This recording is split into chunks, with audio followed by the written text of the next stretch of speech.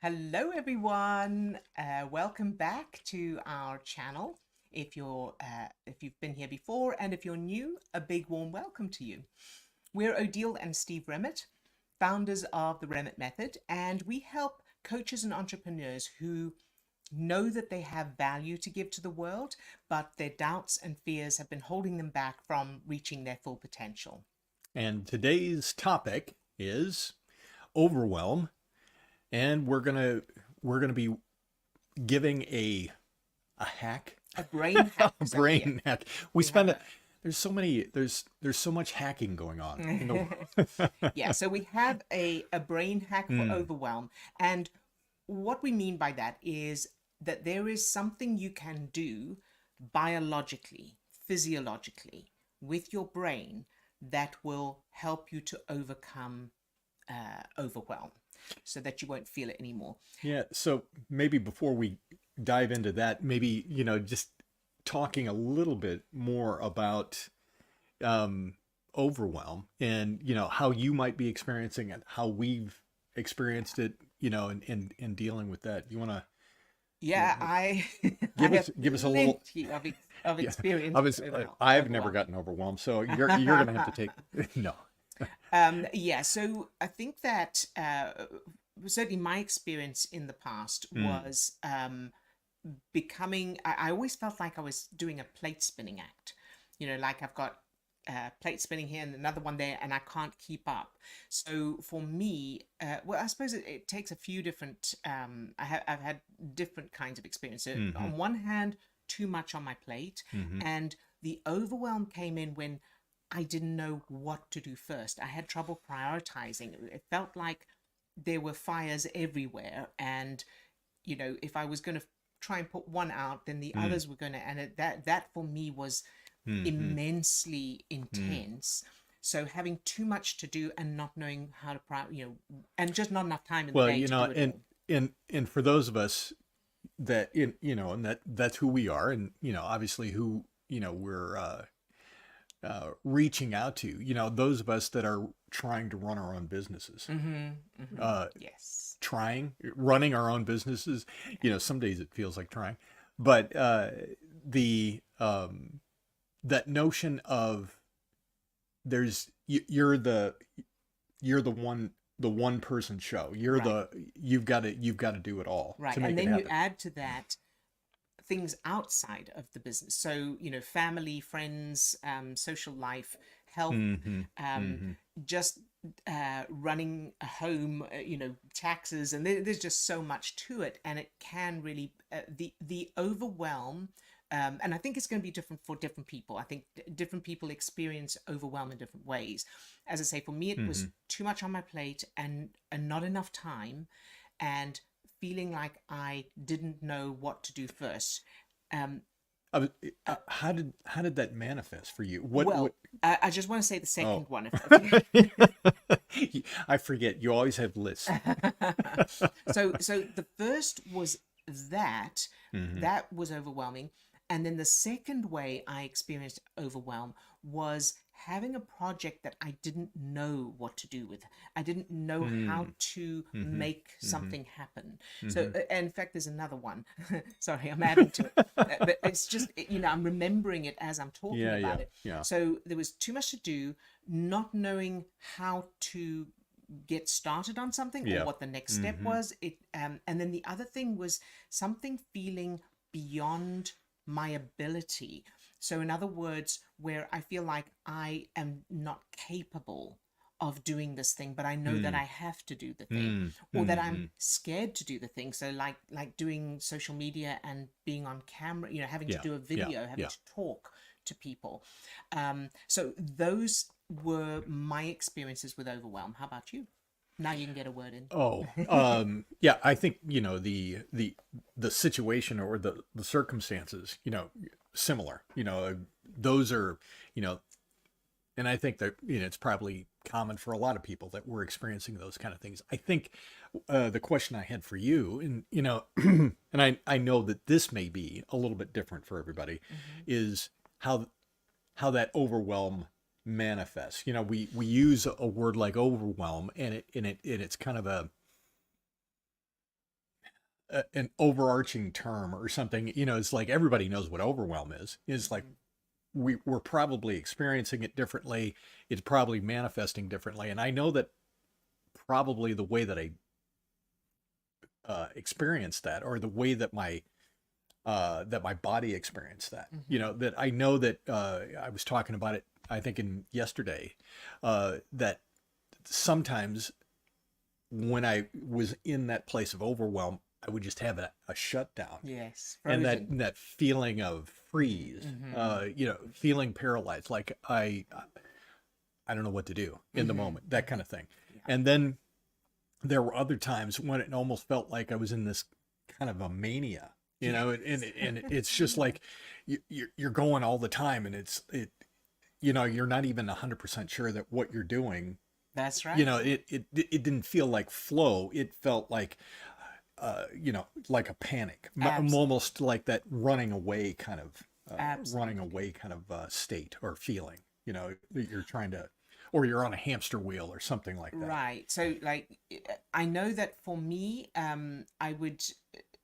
depending on which of those three overwhelms I was experiencing, but the the one where I've got too much on my plate, I Mm, think the biggest thing was extreme anxiety and feeling trapped. I think mm, that for me that mm, it was a mm. feeling of feeling trapped because I had to achieve all these things and I couldn't. Yeah, And yeah. it was like there's no way that I am going to be able to achieve this, but I have to achieve it.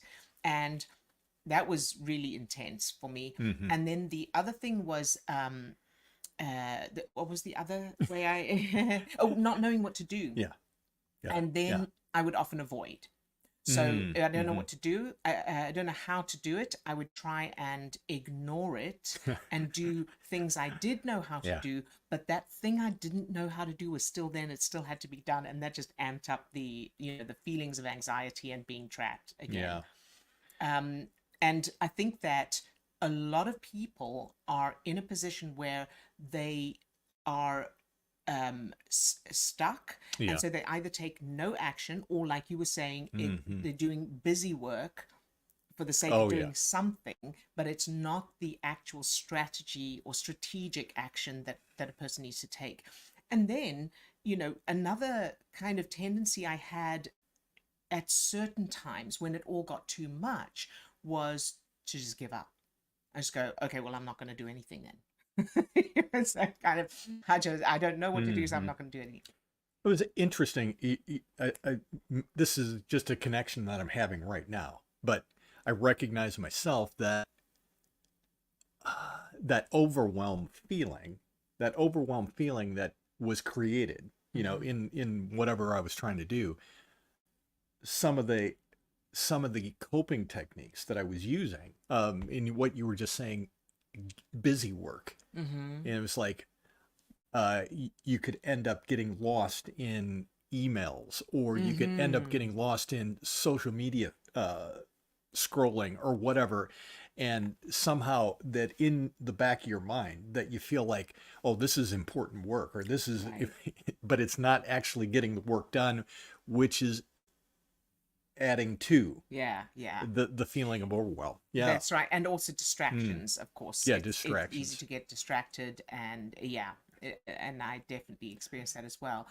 Mm. So, shall we move on to the brain hack? Well, yes, but I think that it's also kind of important first, perhaps, to talk a little bit about what is actually Well, I happening. wanted to do that after. Ah.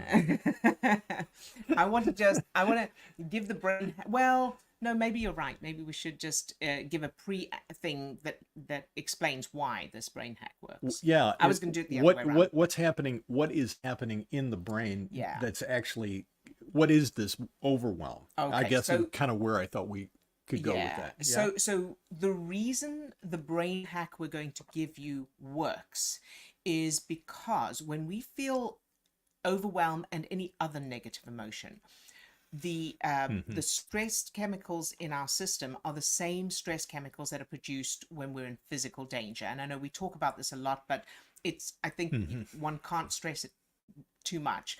So adrenaline, cortisol are included in those chemicals, and in addition to redirecting blood from the organs to the extremities and a whole lot of other things in the body, one of the effects of those stress chemicals is to cause blood to drain from the prefrontal cortex of the brain, which is where we do our cognitive thinking. So strategizing, thinking clearly, working out solution, problem solving, comprehending, all of those kinds of communication, creativity, all of those higher levels of thinking happen in that part of the brain.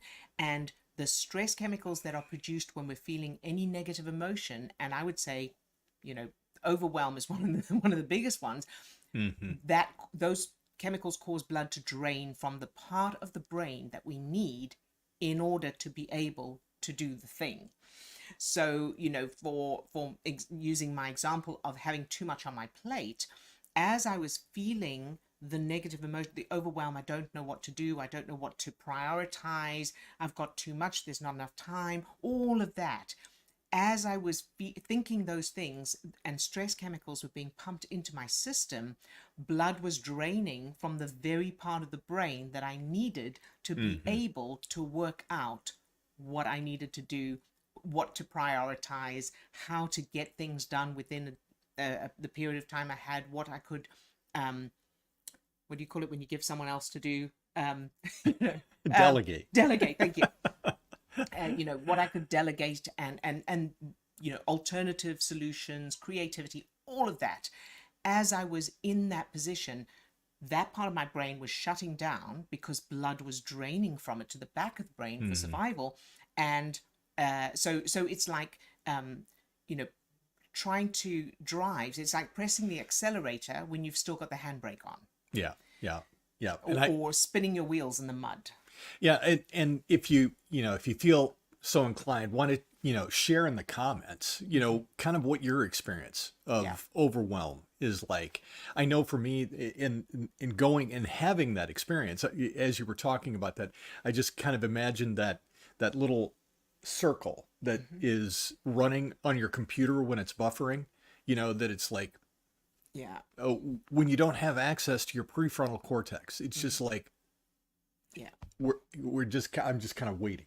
Yeah. When you're in survival mode. Yeah. So here's the thing that brings blood back to the prefrontal cortex is lowering the level of stress chemicals, including adrenaline and cortisol, and the brain triggering the production of feel-good chemicals like endorphin, serotonin, and oxytocin. And as that chemical shift happens, so as stress chemicals lower and feel-good chemicals start entering your system, the blood returns. That allows blood to return to the prefrontal cortex from the back of the brain where it was for survival. And then you're able to think clearly again. And a great example of this, I always feel, is if you've ever been, and let us know in the comments if you've ever experienced this, where you've been triggered by somebody in a situation, and later you think of all the things you could have said or should have said, and you're like, I should have said that, or I could have said that. Let us know if you're familiar with that. I know I am definitely, and I'm sure you are as well. Yeah, that's that feeling of blood returning. It's like, and that's the thing, is the reason for that is that blood has returned to that part of your brain, and now you have access to it, and now you can think, I could have. Now you can think strategically again, and that's because afterwards the level of stress chemicals started to come down. So knowing that, this is, like you've mentioned before, this is working with the machinery of the brain, and that's why it's so effective as well. It's also pretty new, this information in neuroscience. So this is why we're so determined to get this information out there, because people don't know this for the most part. Right. So the answer, the brain hack, is and the earlier you catch it, the easier it is to do this. When you start to feel overwhelmed, walk away. in the first step. So what you can do, what I do, is imagine you've got a big pause button in your head and you're going to press pause. You'll come back to it. So the key here is not feeling like you're ignoring it or, distracting yourself or anything. This is a strategic process with a physical effect. So that's the other thing. The other reason I love what we do is that it's based in physiology. It's not intangible, like Right. things to do with the mind can often be intangible to grasp. This is physiology. So you imagine in your brain, imagine pressing pause and walk away and go and get a cup of tea or go for a walk. Now, what you do when you walk away is switch your focus in whatever way you can, and the aim is to feel good, is to do something that feels good in order to bring blood back to that part of your brain.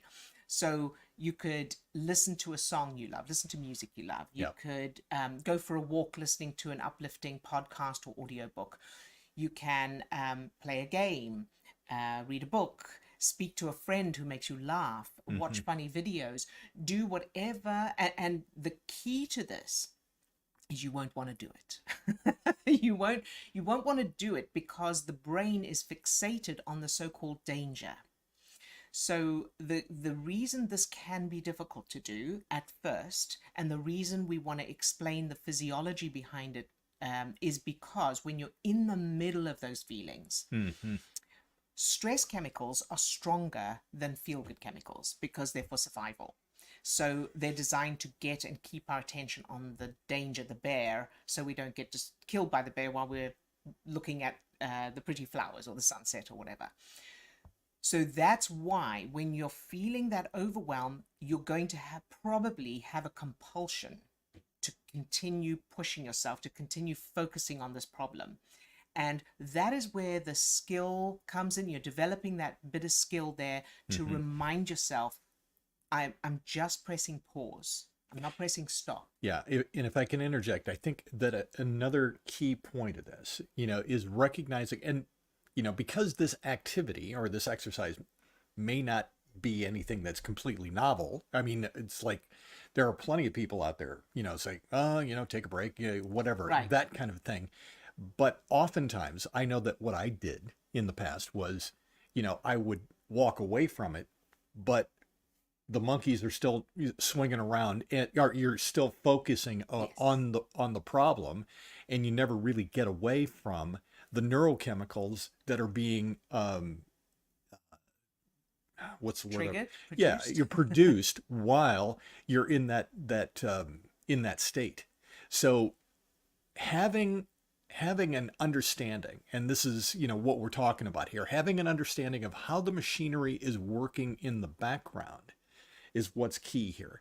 Understanding that I'm intentionally walking away from this so that I can change my focus and change my neurochemical state. And I don't know if I think that we can probably devote another video or a topic to understanding that it really only takes 60 to 90 seconds to begin to start to change those neurochemicals if you can keep your mind off of whatever was the trigger to begin with. So understanding, I'm engaging in this activity intentionally to change my neurochemistry, and I think that I think what we need to kind of move to now is understanding that you also want to plan and practice this at a time before you get triggered. So think about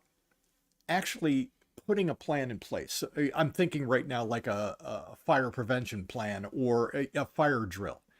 You want to practice the fire drill before there's an actual fire. So we want to know what we're actually going to do when we start to feel triggered or overwhelmed. Yeah, absolutely. I wanted to just mention, because we've got a comment here. Oh, okay. And veganism is death says that I should have said that. I don't think there's anyone who has never experienced it. Absolutely, yeah, I figured. So Well, there They must be also you. ask, Okay, go ahead. they also ask, for me, or mention that for me, the greatest negative consequence of stress and not being able to use the prefrontal cortex, besides high levels of stress, is falling into the trap of maladaptive daydreaming. That is such a great point. Mm, Absolutely. And mm, that's another example, of course, of the brain wanting to focus on the perceived danger. mm, And the fact that, with maladaptive daydream, like any daydreaming, it's mm, not reality. You're imagining things, but the unconscious part of the brain doesn't yeah. know that it's imagination. It can't tell the difference between reality and imagination, which is why it triggers the same chemicals that produce those feelings. So thank you for sharing that, veganism. And then the other thing is, they say, I've been doing the due justice technique for 2 nights in a row, and the results have been amazing. Oh, So happy to wow. hear that. Good. Good, good, Hope to good. start working on changing and consolidating memories today when I return home. Fantastic Awesome. job. Good job. Good job. Well done. And thank you for sharing. So, so I wanted to also just expand on this brain hack, to Hmm. say, so the idea is, and as Steve says, it's doing it with that knowledge and intention of, I am going to do this thing in order to bring the cognitive thinking part of my brain back online, so that I can then come back to whatever this is that's overwhelming me with the ability to use that part of my brain. Now, as I said, you won't feel like it, but do it anyway, with, as Steve's suggestion of with that awareness and that understanding, and practicing it Hmm. when you don't need it. So all of that, and you do whatever it is until you feel good, however long that takes. And if one thing doesn't work, do another thing. The aim here is not to just do something that feels good, like that advice of walk away and come back. That is hit and miss. And Hmm. also, as you were pointing out, if you walk away and you're still thinking about it, that's Yeah. not gonna it's not gonna work. So here's the key. Let's say you watch some funny videos. You're going to attempt to bring that part of your brain back online by Hmm. watching some funny videos. Now, as you are watching the videos, your brain will keep wanting to go to the danger. So it's like, if you've got a dog and it wants to chase a squirrel, right? By saying to the dog, come to heel, and then and then Yeah. walking away with it, that doesn't make the dog doesn't just go, oh, fair enough, and then do it, right? The dog has this compulsion to chase the thing, Hmm. the squirrel. So you have to keep saying to the dog, come on, come to heel. You have to keep correcting it. And the unconscious part of the brain is the same. It cannot Hmm. use logic or reason. So your conscious mind knows, okay, I'm going to watch these videos, or I'm going to do this thing to feel better, and then I'll come back to the thing. But the unconscious part of your brain still thinks that's a Yeah. bear. So the key is to, as you are doing, let's say you're watching funny videos and your brain keeps going, but what about that? This is not going to work. Well, how is this going to solve the problem? All of those things are bound to Hmm. happen. All those thoughts are bound to come. The answer is to answer it in the moment. So as your brain goes, oh, but what about that? Answer it with, it's okay. I'm going to come back to that. I'm just bringing cognitive thinking part of my brain back online. Keep answering that. Repetition, consistency, just like you would keep calling the dog to heel. So it's okay. Tell yourself, it's okay. I'll come back to that. You may even want to write it down if that helps. I'll come back to it. Just bringing the cognitive thinking part, this part of my brain back online, and then I will get back to it. Okay, so that's one piece. The second piece here is, if the thing you're doing isn't helping, do something else. So let's say you're watching funny videos and you Hmm. still feel that nervousness or that fear, or any negative feelings, and your brain won't stop thinking about it. Then go for a walk and listen to an audio book or a podcast, or play a game. If that doesn't work, play a game. If that doesn't work, do some other physical exercise. If that doesn't work, listen to music. And it may be a different thing each time that works. So that's really important to know, because I didn't realize that in the beginning, that if one thing doesn't work, then try something else. And let's say listening to music worked, the next time you listen to music and that doesn't work, and then you think, oh, it doesn't work. No, just try something else. Then go back to going for a walk. So it's really important to be reassuring yourself.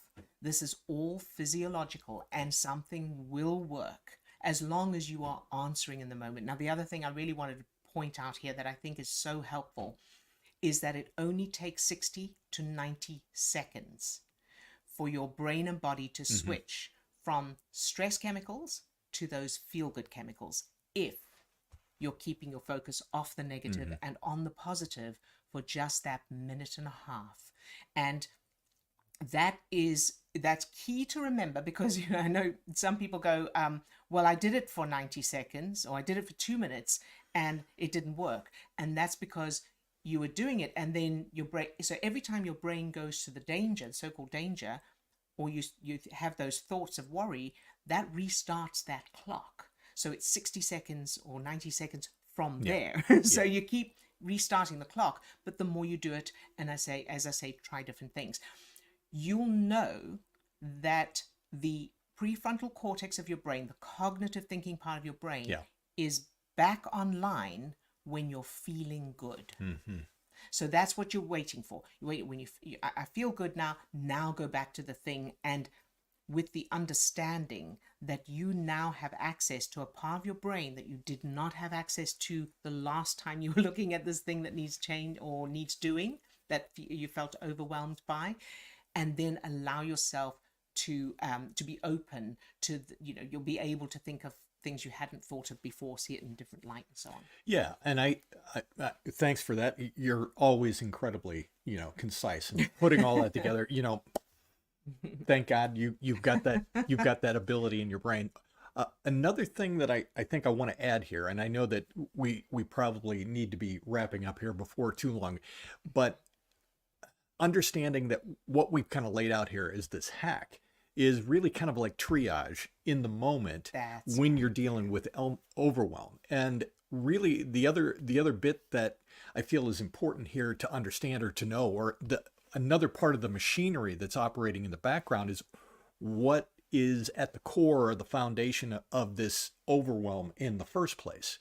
So just because these situations, I'm experiencing these situations in my life, in my business, working with a client, whatever you might be feeling the overwhelm in the moment, is also understanding how that overwhelm got created. Now, this is a big topic, and something that we go into quite a bit more in the work that we do, but it's also it's recognizing that my reaction, your reaction to this situation is coming from previous references. Right. Not everybody has the same. So not everyone is overwhelmed by the same things. Absolutely. Or even in the same way. The situation itself doesn't have the ability to cause the overwhelm. The overwhelm is coming from what we're carrying around inside, what we've experienced. Yeah. And so we do have a free webinar that goes into depth about what is actually causing the overwhelm in the first place in different people. So you know how some people can have so much going on and they almost thrive on it. Oh yeah, it doesn't stress them out. They're like, oh yeah, and they in their case, they're not producing those stress chemicals that take that part of their brain offline, and they're able to just, cope.